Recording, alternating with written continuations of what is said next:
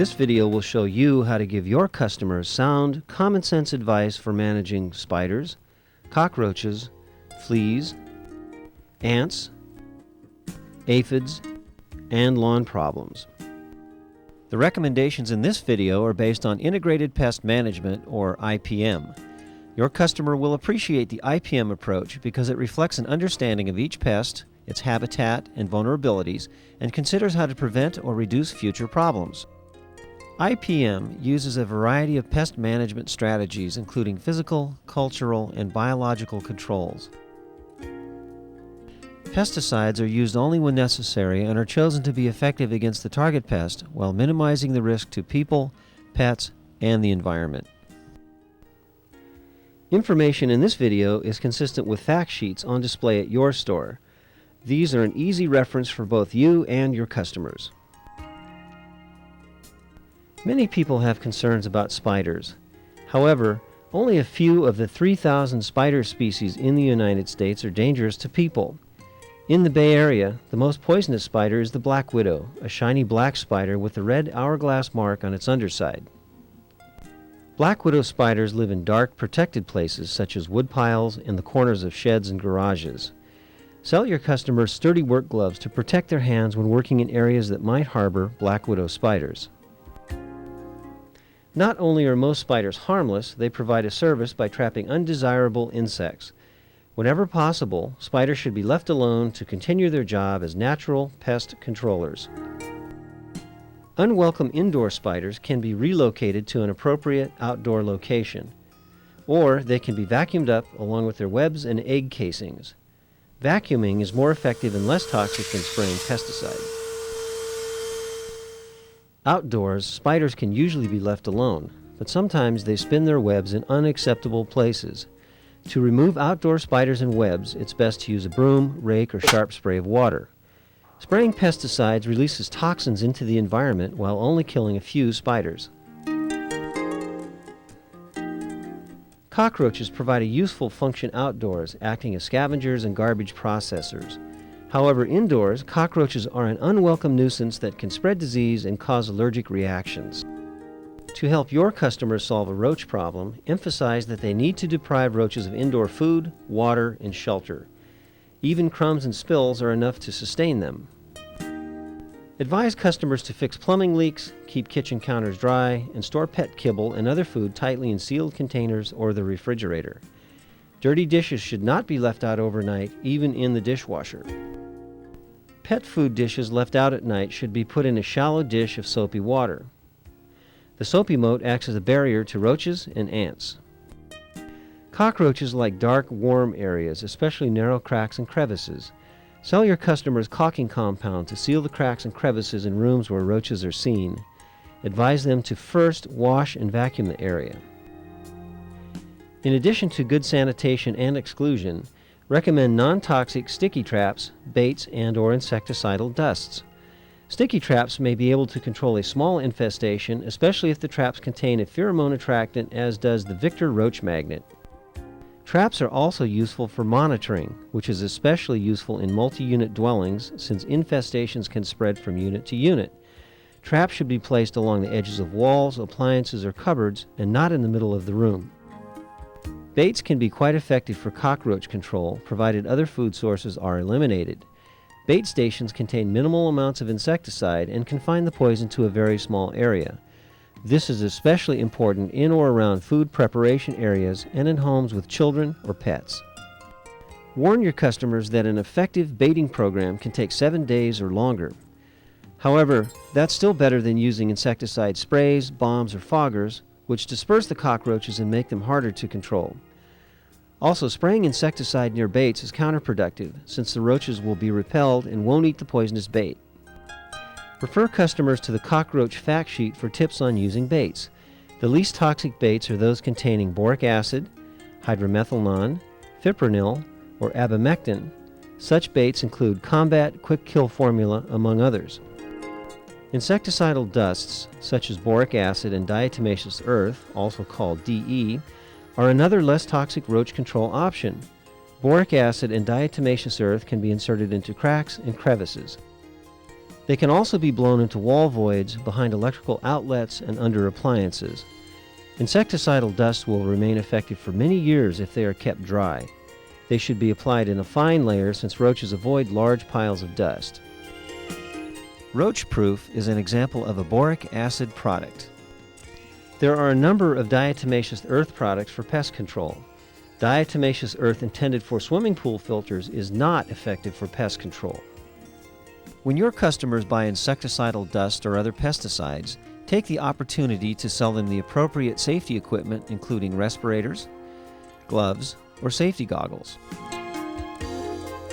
Fleas are a tremendous irritant to people and pets and sometimes cause serious allergies. Fleas can be found year-round, but their numbers tend to increase dramatically in spring and early summer. The flea species common to the Bay Area readily attaches itself to any warm-blooded animal, from cats and dogs to skunks, raccoons, and opossums. Since wild animals, not just pets, may be the source of flea infestation, advise customers to eliminate ways animals can get under the house, porch, or deck, or even into the attic. Sell 1/4 inch hardware cloth to screen openings. There are 2 good products to check for fleas indoors. Flea traps are particularly useful for people who suspect fleas but don't have pets. Advise customers with pets to use a flea comb to check for fleas. That way, they'll know when to begin and end their flea control efforts. Flea combs also help control fleas. The fleas that are removed should be drowned in soapy water. Flea control requires a multi-pronged approach. Customers can't just kill the adult fleas. They have to keep the flea eggs and larvae from becoming adults that will lay more eggs. Adult fleas generally stay on the animal's body, but the small round eggs roll off daily onto pet bedding, furniture, or the floor. The tiny, worm-like larvae that emerge from the eggs tend to hide in cracks and crevices. They eventually form a cocoon where the adult flea develops. Customers have several options for managing fleas on their pets. For example, this topical treatment contains the insect growth regulator methoprene, which prevents eggs from hatching and larvae from developing. Bathing dogs in soap and water is another flea control option. Other pet flea products such as Advantage, Frontline, and Program are available from vets and pet stores. Your customer's vet can recommend the best choice for the pet. To control a flea infestation, thorough and frequent vacuuming of carpets, floors, upholstery, cracks, and crevices is essential. Vacuuming sucks up flea eggs and the adults, but the larvae are hard to remove from the carpet fibers. Flea Nix, a borate-based treatment, can be applied to carpets with a rug shampooing machine and will prevent carpet flea infestation for up to a year. Pet bedding is another area likely to harbor eggs and larvae. Pet bedding can be washed regularly in soapy water. Another option is to apply a fine layer of diatomaceous earth to the bedding. DE can be applied to upholstery, cracks, and crevices. Outdoors, flea treatment is usually not necessary. Fleas cannot survive in dry, sunny areas, but can multiply in shady, protected ones, especially where animals frequent. If customers suspect an outdoor problem, suggest they walk around the yard in a pair of white socks and watch to see if the fleas jump onto their socks. They can treat an outdoor area with high flea populations by applying beneficial nematodes to the soil. Diatomaceous earth can be used in areas that stay dry, such as under the house. Ants kill and eat many pest insects, recycle debris, and aerate the soil with their intricate tunnels. Outdoors, the best policy is to leave ants alone because of their beneficial functions and the impracticality of trying to kill them all. The exception is when ants are guarding aphids, which we'll talk about later in this video. Ants come indoor for food, water, or comfortable temperatures. In the Bay Area, the most common ant to venture indoors is the Argentine ant, which is about 1/8 of an inch long. Managing Argentine ants requires a combination of strategies. Advise your customers to eliminate food and water sources and to caulk entry cracks. Insecticidal dust can be inserted before cracks are sealed. Also recommend bait stations. That's the best chemical approach since ants carry the bait back to the colony where more ants are killed. Baits may take several weeks to work, but are a longer-term solution than sprays. If your customers claim that baits don't work, recommend they try a different brand, since Argentine ants change their food preferences frequently. Also, remind your customers to clean up food crumbs so the ants eat the bait, not the crumbs. They should also avoid spraying insecticide around baits. Until baits solve the problem, your customer can vacuum or wash up the ants. Soap will wash away the chemical trails ants follow. When the ants are gone, baits should be removed so they don't wind up attracting more ants. Bait stations with less toxic ingredients include those with boric acid, arsenic, hydromethalon, and fipronil. Example brands include Combat Outdoor Ant Killing Granules, Combat Source Kill Ant Bait, Combat Quick Kill Formula Bait Stations, and Taro Ant Killer 2, among others. Orange Guard and other citrus-based sprays containing D-limonene are an alternative to baits. They kill ants on contact and eliminate their chemical trail, making it difficult for the rest of the colony to find the source of food. Aphids are perceived to be more problematic than they actually are. Most plants can tolerate some aphids without noticeable damage.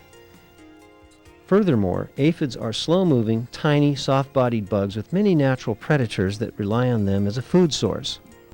If your customers just wait a week or two after finding aphids, there's a good chance aphid predators will appear and keep the aphids below damaging levels. This assumes your customer didn't kill the natural predators by using a broad-spectrum pesticide in the yard.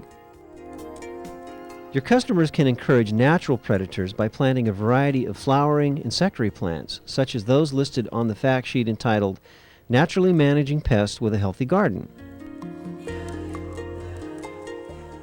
They can also purchase and release natural predators such as ladybugs and lacewing larvae, which can eat up to 50 aphids a day. For natural predators to do their job, your customer will need to keep ants away from aphid-infested plants. Ants love the honeydew secreted by aphids, so they will actually protect aphids from predators. A large unchecked aphid population may result in an accumulation of honeydew on plant surfaces. Sooty mold can grow on the excess honeydew, which can be unsightly and stressful for plants.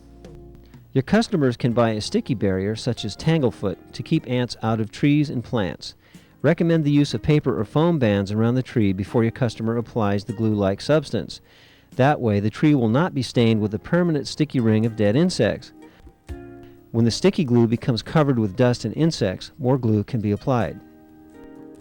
If aphid control is necessary beyond what natural predators provide, advise your customers to use horticultural oils such as Sunspray Ultrafine or insecticidal soaps like Safer. A sharp spray of water will remove aphids in most circumstances. Insecticidal soap and water will also help remove sooty mold.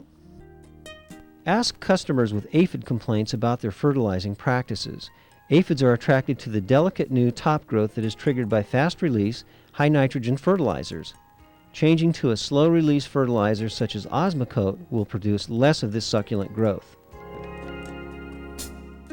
Lawns probably bring in more requests for pesticide application than any other area of the home or garden.